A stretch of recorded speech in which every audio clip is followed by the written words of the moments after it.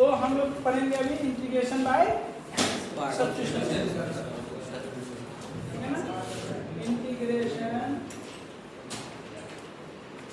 Bye substitution में,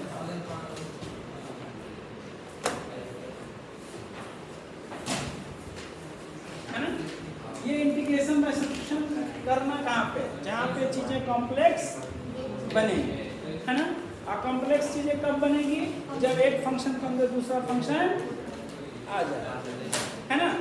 जैसे अगर cos के एंगल में आ जाए, ट्रिगोनोमेट्रिक फंक्शन के एंगल में सब्स्टिट्यूशन लगाते हैं, एक्सपोनेंशियल फंक्शन के पावर में सब्स्टिट्यूशन लगाते हैं, और लॉगरिथमिक फंक्शन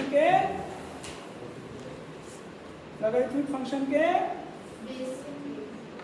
लॉग के अंदर जो वैल्यू है उसमें सब्स्टिट्यूशन लगा रहे हैं। और रूट के अंदर अगर कोई चीज कॉम्प्लेक्स बनाती है तो उसमें भी हम लोग समझ में आ गई बात या नहीं, याद रहेगा।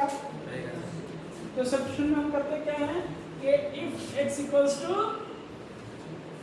gt, अगर मान लो x जो है वो फंक्शन है किसी और पैरामीटर का, है ना, दैट इज t, तो हमको अगर इंटीग्रेशन fx dx निकालना है, ठीक है, तो हम x की जगह पे क्या रखेंगे gt, तो dx क्या आ जाएगा हमारा, इसका डिफरेंशिएशन करेंगे, तो डिफरेंशिएशन करके क्या आएगा d डैश t dt, तो इस फॉर्म में दिखेगा वो कैसे कि f gt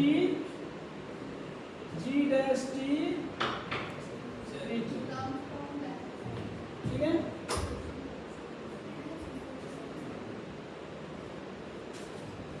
okay, so F G T G dash T मतलब कोई फंक्शन है उसके अंदर में एक और फंक्शन होगा और उसी फंक्शन का डिफरेंशिएशन साइड में दिखेगा, तब हम सब्स्टिट्यूशन यूज करेंगे।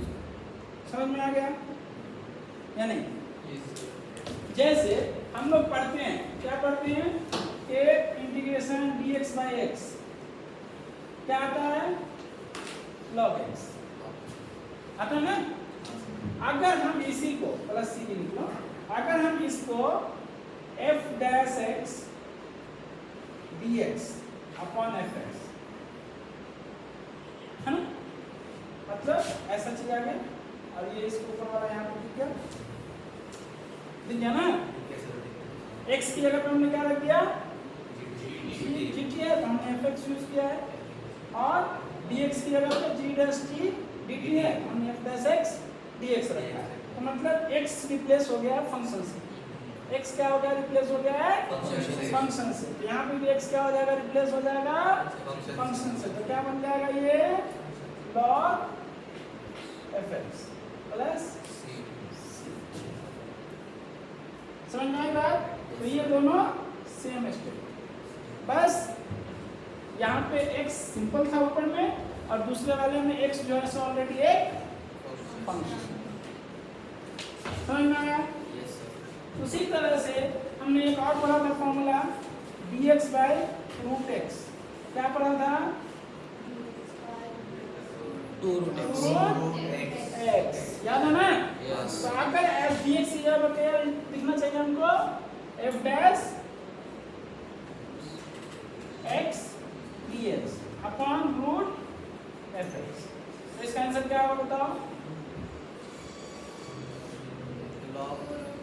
2 रूट fx और प्लस c लगाना है तो प्लस c, समझ में आ रही है बात।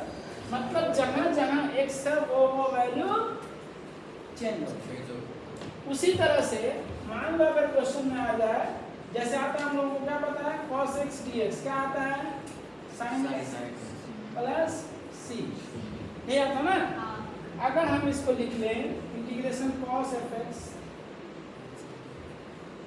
f डैश x dx, तो क्या आ जाएगा ये, x को चेंज कर दिए तो वहाँ वाला भी x चेंज हो जाएगा, तो क्या हो जाएगा sin fx plus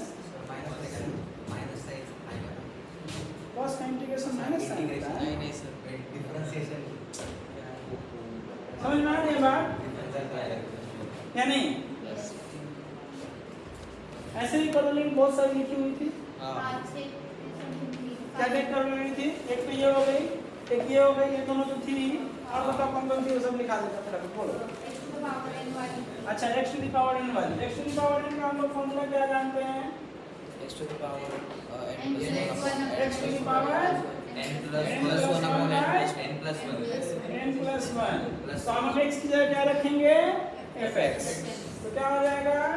integration fx to the power n और dx की जगह क्या रखेंगे? f dash x dx। ठीक है ना? f dash x dx। यहाँ पे क्या आ जाएगा? fx to the power n plus 1 upon n plus 1 और प्लस c लगा ये भूल जाते हैं प्लस c। ठीक, ये भी एक कॉलोनी था। और कौन कौन सी कॉलोनी है? e to the power x वाली है ना। तो हम लोग क्या करते हैं? Integration e to the power x dx क्या हो जाता है? e to the power x plus c। तो अब इसी में हम x को क्या रिप्लेस करेंगे? fx और dx को क्या रिप्लेस करेंगे? f dash x dx। तो क्या आ जाएगा ये? e to the power x plus c ये भी कॉलोनी था। yes और कौन सा था? हम तो बहुत लिख सकते हैं। हम तो किसी भी फंक्शन में fx x की जगह रख दो कॉर्डिनेट कर।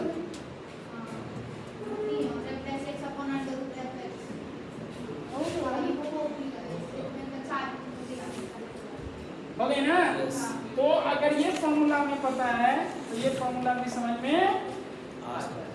तो कौन कौन हुए? ये 1 नंबर, ये 2 नंबर, ये cos भी लिख लो 3 नंबर, ये 4 नंबर और ये 5। और भी लिख सकते हैं, हमारी मर्जी है, कुछ भी लिखो। वो भी है सर, ऊपर वाला है ना वो भी है।